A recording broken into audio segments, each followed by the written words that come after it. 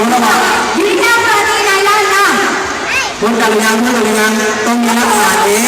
พูดแล้วนี่ก็พูดแล้วไหนพูดแล้วคนที่พูดอยู่เป็นยังไงเนี่ยเขาทำยังไงในของบ้านคนนี้พอแล้วหรอพอแล้วหรอผู้ชมว่าทุกคนพูดกันเป็นทีมบอลกันแล้ว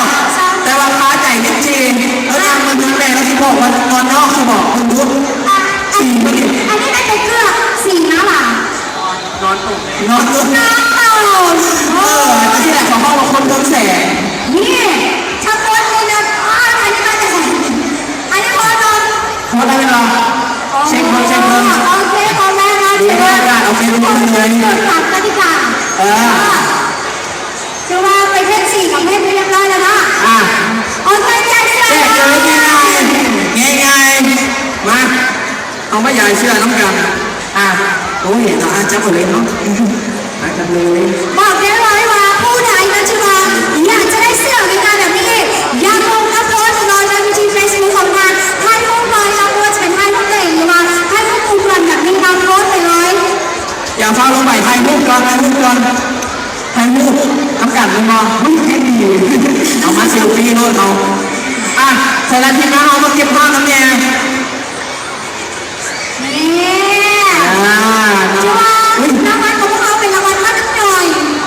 เนาะถ่ายรูปกับขึ้นภาพเป็นกองนำทีละทีน้ำการทีนะของเขาเสือขยุกคู่แบบนี้แน่นอนที่ไหนที่มาได้กันใครที่อยากแต้มสีงามแบบนี้แดงเลือดแดงเลือดแสงอย่าลืมคุณแม่สีของเขากันเลยแม่แล้วก็สำหรับคนไหนที่เราจะมาให้แต้มสีแบบนี้นะว่าอยากแต้มคนโตแบบนี้ก็ได้สามารถแต้มจิงโบ้จะเป็นผู้แทนที่หน้าแบบนี้เพื่อแต้มเขาบอกว่านี่คอยโสดเขาอยากให้หลายคนรู้ให้ได้แบบนี้ก็เขียนไปแล้วนะว่าโสดโอ้ยว่าอะไรมาพูดเป็นที่ทำทางว่าโสดจริงๆก็บอกว่า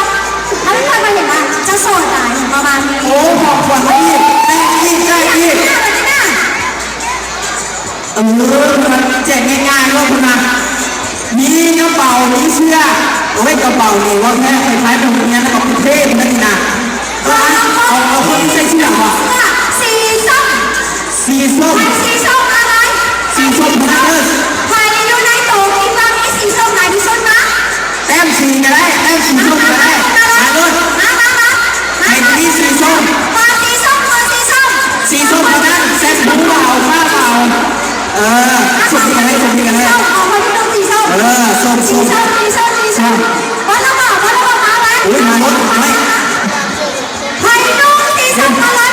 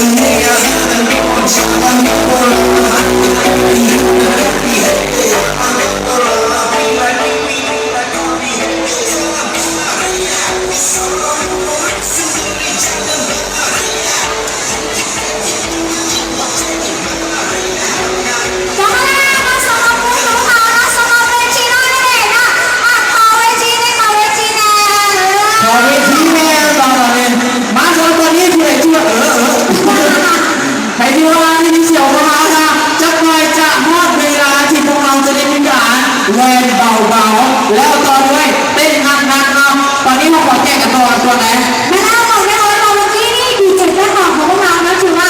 เอาน้ำใจเหมือนที่ซื้อเราสำหรับผู้ใหญ่ช่วยเต้นหนักๆกันเลยจับหน่อยแล้วบอกได้เลย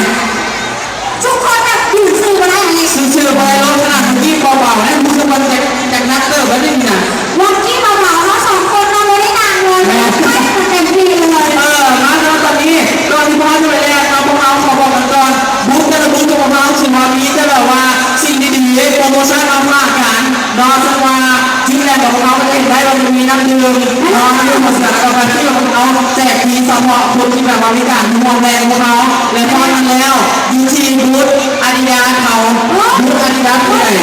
สำหรับผู้ใดนะชิวาไม่ได้ใส่เสื้อแบบปุ๊บมาใส่เปียกน้องมาสามารถไปหาบูธคุณของเราได้ในบูธอาดิดาสนั่นเองไปที่เปิดมาใส่ก่อนแรกปุ๊บแมนเลย และเขาบอกเลยว่าเพิ่มลด 30% สำหรับผู้อาดิดาสเมื่อนี้เขานั้นฝากคนพิษ 30% ไปกันได้อยู่ที่บูธอาดิดาสของเรานะและพอนั้นแล้วจะมีบูธดาวของเราเนาะกับเฟซดาวของเรามีโปรโมชั่นมีผลิตภัณฑ์ไปแบก